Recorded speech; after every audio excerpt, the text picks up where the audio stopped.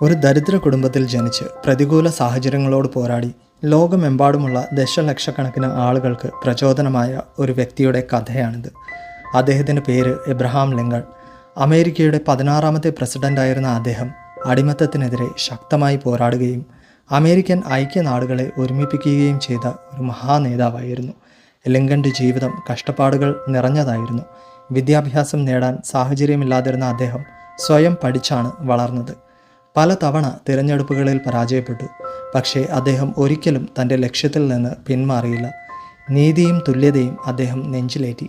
American ചരിത്രത്തിലെ ഏറ്റവും നിർണായകമായ കാലഘട്ടത്തിലാണ് ലിങ്കൺ പ്രസിഡൻ്റ് ആകുന്നത്.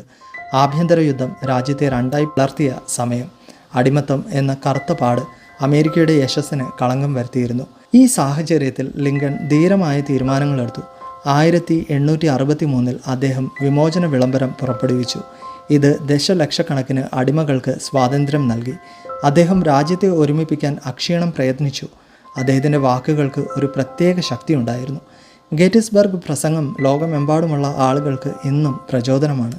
ജനങ്ങളുടെ ജനങ്ങളാൽ ജനങ്ങൾക്ക് വേണ്ടി എന്ന അദ്ദേഹത്തിൻ്റെ വാക്കുകൾ ജനാധിപത്യത്തിൻ്റെ സത്തയെ വിളിച്ചോതുന്നു.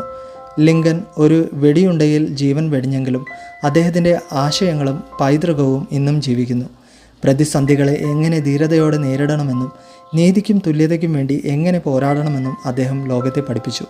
ഒരു സാധാരണക്കാരന് പോലും അസാധാരണമായ കാര്യങ്ങൾ ചെയ്യാൻ കഴിയും എന്ന് അദ്ദേഹം തൻ്റെ ജീവിതത്തിലൂടെ തെളിയിച്ചു.